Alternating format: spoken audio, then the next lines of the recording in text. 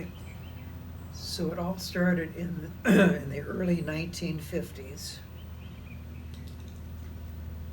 when there was a small antique shop on West Doherty Road operated by Florence Tilford. It was a private residence, but Florence had taken the front 2 rooms of the house and operated a small antique shop out of it. She had many things, but her specialty was early American pattern glass. In fact, she mentioned that she served as a consultant to evaluate pattern glass or replacement cost for pattern glass that might have been broken in transit with the moving company. They would say, we have a patron who shipped goods. This was broken in transit. This is what it was. How should we reimburse the owner? So she was some of an authority on early American pattern glass. Her address was probably, let's say, 312 West Doherty Road. Well, in visiting Mrs. Tilford's, I looked across the street, and here on the north side of the Doherty Road at 319 West Doherty Road was this large 2-story Victorian house set back from the street, shaded in the front yard by a large camphor tree. And it intrigued me. It was an interesting looking house. Many, many years later, I learned that the house was owned by the Lyle family. The Lyles had bought it in the mid-1930s. They'd been living in Pasadena. And the oldest daughter in the family, Gwen, had gone to work, had a stable job during the Depression, and was able to contribute most of her income towards the family's purchase of the house. She lived there until probably her late 70s or early 80s, and she had been working for the Scripps home in Altadena, home for the elderly retired, and she wanted to retire there herself. Gwen's father died first, and her mother, in the terms of her will, she left a 1/2 interest in the house to Gwen, because Gwen had been a major financial contributor to the family being able to purchase it. And she left the other half to Gwen's siblings in equal shares. Gwen wanted the house to be sold so that her interest in the house could be put into the endowment fund at Scripps to secure her continuing care. And of course, the siblings wanted their share to be liquidated so they could realize their interest in it as well. They found a purchaser for the property, developer. But the hitch was the Victorian house. By that time, historic preservation in Monrovia had developed to the point where the developers were wary of trying to develop a property with a historic house on it.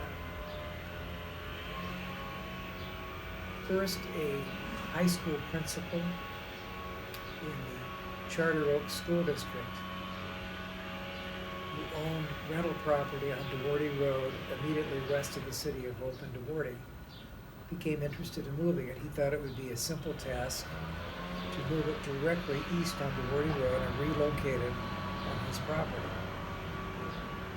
He went through the planning process, received permission from the City of Doherty Planning Department, but his request was shot down by the Doherty City Council.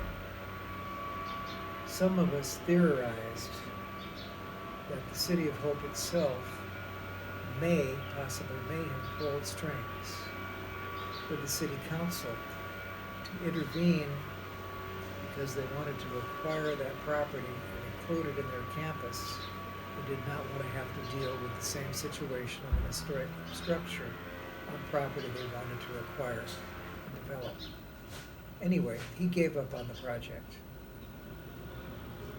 Then a developer who owned a pie-shaped lot in Altadena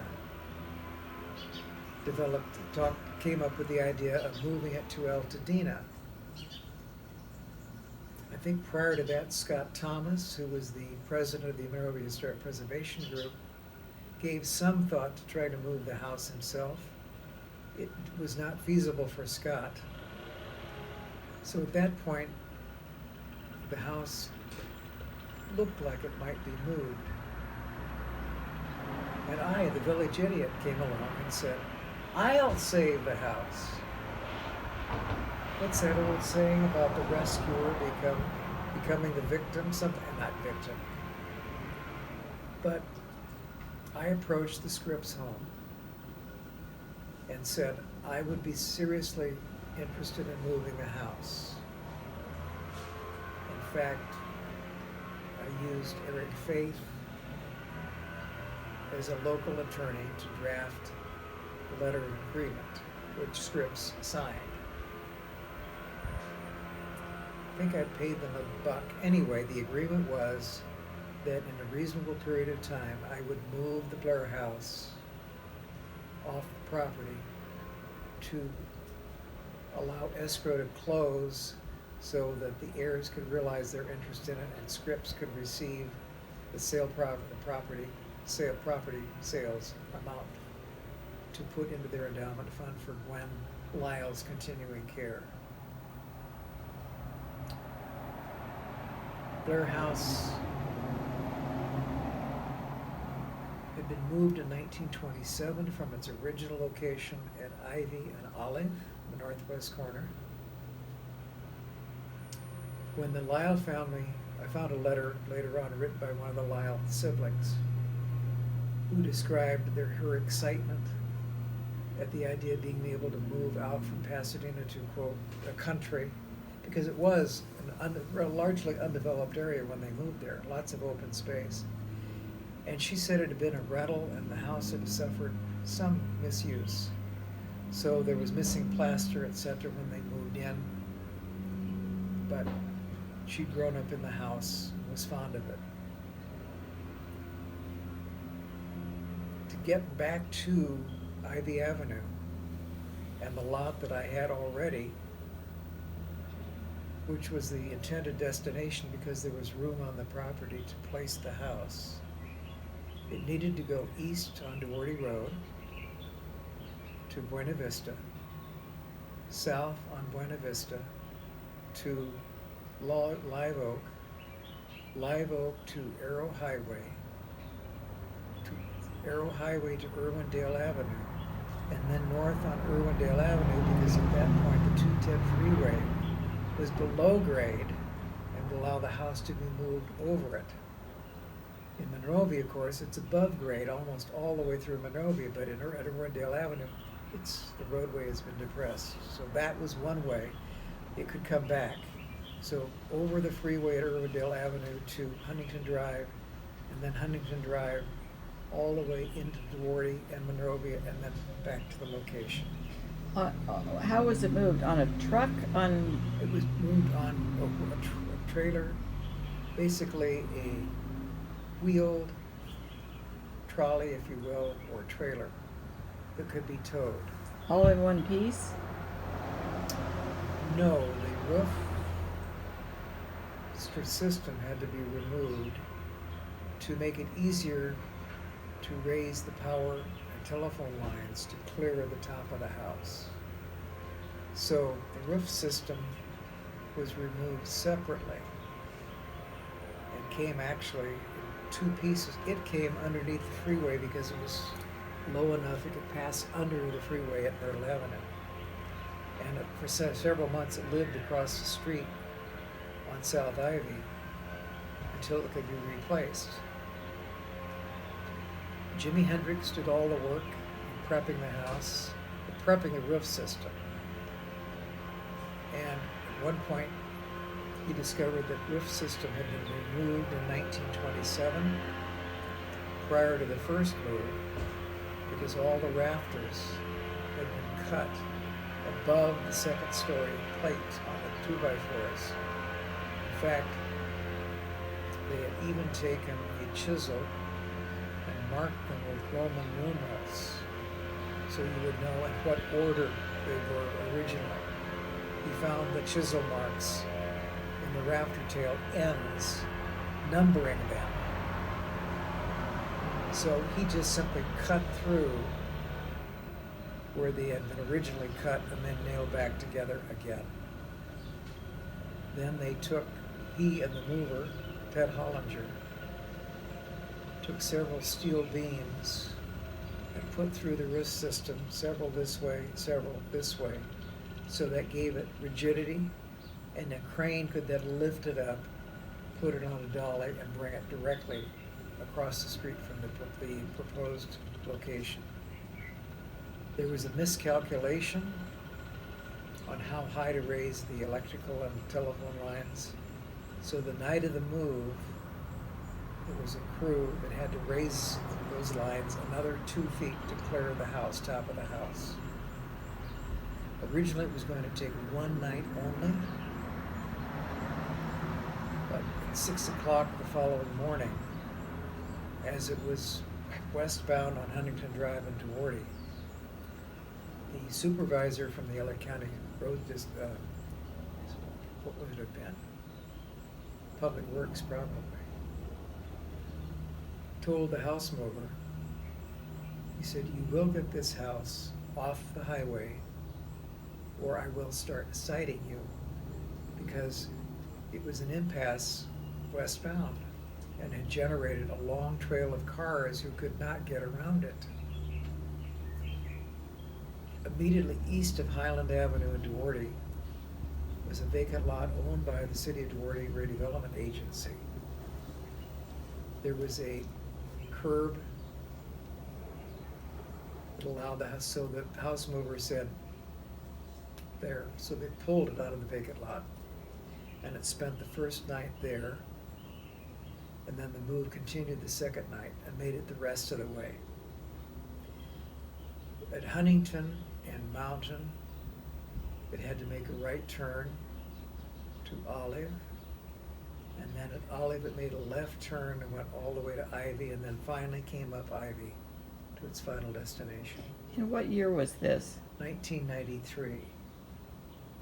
And the next year I was about 5 years older. So I stayed up all night the first night, and the second night I crashed and they awakened me as it was coming up Ivy towards its final destination. Was there any difficulty getting it on the lot? Did you have to remove the fence? Because there's a... The fence came down, but the complicating factor was a telephone company box between the curb and the sidewalk that was about 4 feet high. So when they went to swing the house to head it into on the lot, they not only had to curve or move it sideways, they had to lift up one side to clear the box to get it onto the lot. And there was a large tree on the north side of the lot, and they used that as a winch to pull the house onto the lot once they got it in position. And did they do this, manage to do this without breaking any of the windows? Yeah. What the house mover said, well, initially he wanted to remove the chimneys. He said, "I'm not sure they will come through the move." And I said, "I'm willing to have you try, and I won't hold you responsible if they don't survive the move." So they came through, and the windows were covered in plywood, and they came through fine. No windows broke. Some plaster cracked a little bit. His description was, he said, some of the plaster may crack in the move, but it won't be falling off the walls. That was accurate. When was the house originally built? The reference in the newspapers would indicate that it was built in the summer of 1887. It's in the list of houses built in 1887 that appeared in December of 1887 in the local newspaper. And it was originally built for whom?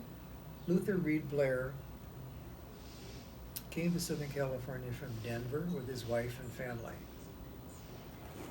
I don't know if he came directly to Monrovia or to Los Angeles first and then to Monrovia, but he was described in the early newspapers as Monrovia's pioneer architect. So he did practice his profession here in Monrovia and received several commissions, one being the Orange Avenue School. So he was the architect, but he also built it for his own family? To the best of my knowledge, he built it for his own family, which was rather large. It made me wonder if some of the older family members may not have come with the family to the Los Angeles area. I think they had 6 or 8 children. I researched all of them. So their older children may not have come or may not have lived with the family in Monrovia. But one interesting feature, the 2 front bedrooms upstairs have a connecting doorway in the closet between the 2 bedrooms. And I thought, I wonder if that was to accommodate a youngster so that Mrs. Blair could hear the child cry at night and know that it needed attention. Why else would you have a connecting doorway if you didn't need to hear what was going on in the adjacent bedroom?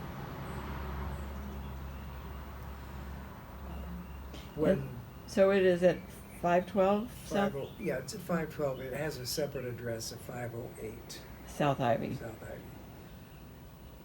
When the land boom collapsed, Blair went back to Denver briefly, together with his business partner Uriah Zimmerman, and the local newspaper commented that building opportunities were no better in Denver than they were in Monrovia, so they returned here and then moved into Los Angeles, where Blair spent the rest of his life. So the home was originally built about 3 or 4 blocks south. 1 block. 1 block south. 1 block and a half. Then it was moved to South Duarte Road. Right, which would have been about, let's say, roughly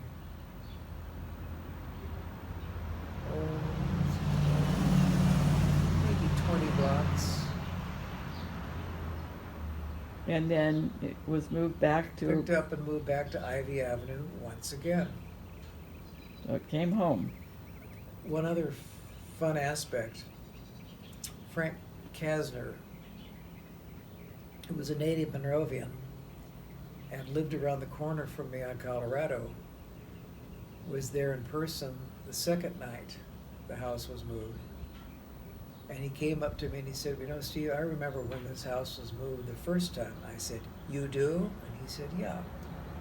Gilbert Woodall, who was the local house mover, moved the house. And I said, Frank, how'd they do it? And he said, on rollers. Wooden poles, sort of? Yeah, either that or I think they actually made them of cement, but they were poles strong enough to withstand the weight of a house, and they would roll it forward and then, of course, move the ones from the rear forward as the house progressed, like the building blocks for the pyramids. But yeah, Frank remembered 1927 when it moved the first time. And isn't it a Kasner house right across the street from you? A different Kasner. No, so he wasn't living there? No. When the house was moved, Frank was living at 216 East Colorado, which was his grandparents' house. They originally lived at 207 East Walnut, a house that still exists. And Frank's grandfather was a plumber, had a location on Myrtle Avenue, and then later on, they had built or rented space in a large 2-story building at Ivy in Colorado that had the Oddfellows Lodge on the 2nd floor and store space on the bottom floor. So Frank's grandfather had a store there. My bathroom, built in 1914, has that most mundane of objects, a toilet paper holder, but it's embossed with a name and it says C.W. Kasner, Golden Rule Plumbing, Monrovia. Yeah. So, as I say, that was the plumber, and Charlie Cramlett constructed the existing bathroom, and C.W. Kasner did the plumbing. This is in the Blair house, No. it's in my your own home, house, that yeah. you had a new bathroom or toilet was put in. Yeah. Yeah, the back part of the house was rebuilt in 1914, and a new bathroom created in that space. There'd been one there before, but that addition was torn off and replaced with a more permanent structure that had a bathroom. And that addition, or that replacement construction, was plumbed by C.W. Kasner.